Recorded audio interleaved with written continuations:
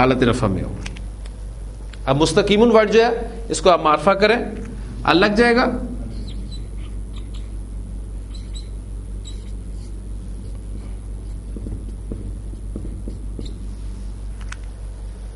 Definite ہو گیا, واحد ہے ہی ہے, مذکر ہے حالت رفع میں, تو الصراط المستقیم, سیدھا راستہ.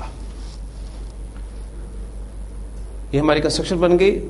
اب وہ جو ایک پہلو میں نے چھوڑا تھا, میں نے آپ کو جو ایگزامپلس دی ہیں اس میں میں نے عدد بھی کور کرا دیا, واحد مثنی جمع تینوں طریقے سے, جنس بھی کور کرا دی, مذکر مؤنث, ڈیفینیٹ انڈیفینیٹ بھی کور کرا دیا, معرفہ نکرہ. ایک پہلو جو اعراب کی تبدیلی تھی وہ رہ گیا تھا, اس کی اپلیکیشن ہم یہاں کر لیتے ہیں. آپ کا موصوف حالت رفع میں ہے, کسی وجہ سے, آپ کو نہیں پتا کون سی وجہ ہے ابھی اس سٹیج پہ, آگے پتہ چل جائے گا انشاءاللہ تعالی جا کے. کسی وجہ سے آپ کا موصوف اپنی اعرابی حالت تبدیل کرتا ہے, حالت نصب میں چلا جاتا ہے. حالت نصب میں جانے کے بعد الصراط سے کیا بن جائے گا؟ الصراط. اب یہ حالت نصب میں چلا گیا. اب صفت نے اس کو فالو کرنا ہے. اب یہاں صفت رفع میں تھی, وہ بھی اس کو فالو کرتی ہوئی نصب میں چلی جائے گی, تو وہ کیا بن جائے گی؟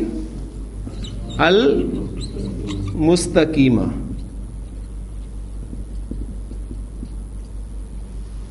الصراط المستقیمہ. اس لیے آپ جب سورۃ الفاتحہ میں اس کنسٹرکشن کو پڑھتے ہیں تو یہی کنسٹرکشن ہوتی ہے, اہدنا الصراط المستقیمہ. اور چونکہ ہم وقف کر لیتے ہیں لہذا ہمیں مستقیم ورڈ جو ہے اس کی حرکت سمجھ میں نہیں آتی کیا ہے. اب آپ کو الحمدللہ پتا ہوگا پڑھتے ہوئے کہ اس پر بھی زبر ہے اور یہ اسم حالت نصب میں ہے. صراط اہدنا الصراط المستقیم. ٹھیک, تو الصراط المستقیمہ جو سورۃ الفاتحہ میں کنسٹرکشن استعمال ہوئی ہے وہ حالت نصب کنسٹرکشن استعمال ہوئی ہے. اور اگر کسی وجہ سے یہ حالت جر میں چلا جاتا تو الصراط کی بجائے الصراطی ہو جاتا, اور صفت اس کو فالو کرتی ہوئی حالت جر میں چلی جاتی ہے, الصراط المستقیم. ٹھیک ہے, تو یہ اعراب کا پہلو بھی کور ہو گیا. معنی ہم پڑھ چکے ہیں کہ اعراب معنی کی تبدیلی کے بغیر اسم کی حالت یا شکل کی تبدیلی کہلاتی ہے.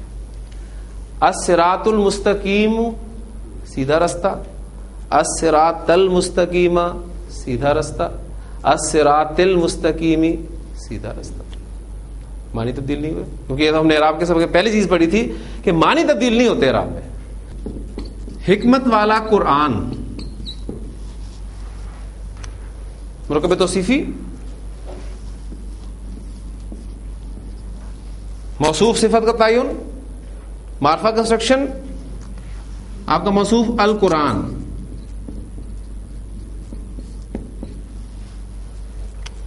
صفت اس کی آپ نے لانی ہے, موصوف کے مطابق استعمال ہوگی چاروں پہلوؤں سے.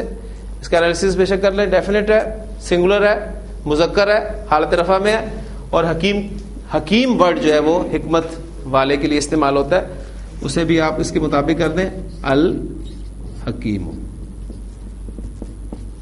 القرآن الحکیم. کسی وجہ سے آپ کا موصوف حالت جر میں چلا جاتا ہے, کسی وجہ سے آپ کا موصوف حالت جر میں چلا جاتا ہے, تو القرآن سے کیا بن جائے گا؟ القرآنی. صفت اس کو فالو کرتی ہوئی حالت جر میں چلی جائے گی, وہ بھی الحکیم بن جائے گی. تو یاسین والقرآن الحکیم, وہ کنسٹرکشن جو ہے وہ حالت جر میں استعمال ہوئی ہے. تو وہاں کوئی ترجمہ بدل جاتا ہے القرآن الحکیم کا, وہی رہتا ہے. یاسین قسم ہے قرآن حکیم کی. تو معنی تبدیل نہیں ہوئے. معنی کی تبدیلی کے بغیر اسم کی حالت یا شکل کی تبدیلی اعراب کہلاتی ہے. ایک کنسٹرکشن اور کر لیتے ہیں.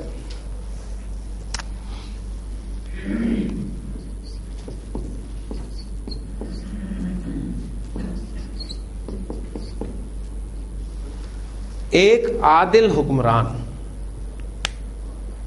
کوئی عادل حکمران, موصوف صفت کا تعین ہو گیا. حکمران کے لیے ورڈ امام عربی زبان میں استعمال ہوتا ہے. کنسٹرکشن آپ کی نکرہ یا معرفہ، اس کا فیصلہ ایک لفظ نے کر دیا، لہذا یہ نکرہ کنسٹرکشن ہے. آپ کا موصوف امام، اور عادل اردو میں ہم استعمال کرتے ہیں عادل. یہ آپ کا موصوف ہے، اس کا انالیسس کر لیں. انڈیفینٹ ہے، سنگولر ہے، مذکر ہے، حالت رفع میں ہے. صفت بھی انڈیفینٹ ہوگی، سنگولر ہوگی، مذکر ہوگی، حالت رفع میں ہوگی. لہذا عادل، امام عادل، ایک عدل کرنے والا حکمران. نبی وسلم کی حدیث میں نے آپ کو اس دن بھی سنائی تھی، وہ 7 افراد کے اعتبار سے کہ اللہ تعالیٰ ان 7 قسم کے افراد کو اپنے عرش کے سائے تلے جگہ عطا فرمائے گا جس دن کسی قسم کا سایہ نہیں ہوگا. اس میں پہلی کیٹیگری جو آپ سے نے بیان فرمائی ہے وہ یہی ہے امام عادل، کوئی عدل کرنے والا. اس کو خاص نہیں کیا، کوئی بھی ہو سکتا.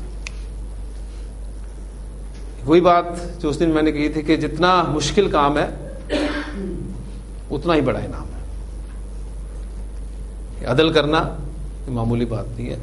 اور ہمیں سے ہر شخص جو ہے وہ ذہن میں رکھے گا اس کی حیثیت اپنے گھر میں جو ہے وہ، اگر وہ ہیڈ ہے گھر کا تو اس گھر کا امام ہے. اس کو وسیع معنی ملیں گے. یہ وہ چیز تھی جو حضرت عمر رضی اللہ عنہ جیسی شخصیت کو رات کو سونے نہیں دیتی تھی. یعنی انہیں کسی ڈاکٹر یا طبیب کی طرف سے انسٹرکشنز نہیں تھیں کہ آپ رات کو سیر کیا کریں. کیا چیز عمر رضی اللہ عنہ کو رات کو سونے نہیں دیتی تھی؟ وہ یہی کہ اگر دجلہ یا فرات کے کنارے کوئی بکری کا بچہ بھی پیاسا مر گیا تو عمر سے سوال کیا جائے گا. یہ احساس، جواب دہی، میں نے پہلے بھی آپ کو کہا تھا کہ اصل چیز جو ہے ذہن میں رکھیے گا کہ انسان کے عمل کے اعتبار سے وہ ایمان بالآخرہ ہے، اکاؤنٹیبلٹی، جواب دہی کا احساس.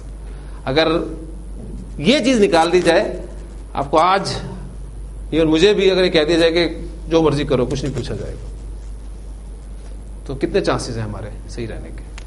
ایک وہ احساس جو ہے کہ میں نے جواب دینا ہے، اور پھر کس کو جواب دینا ہے؟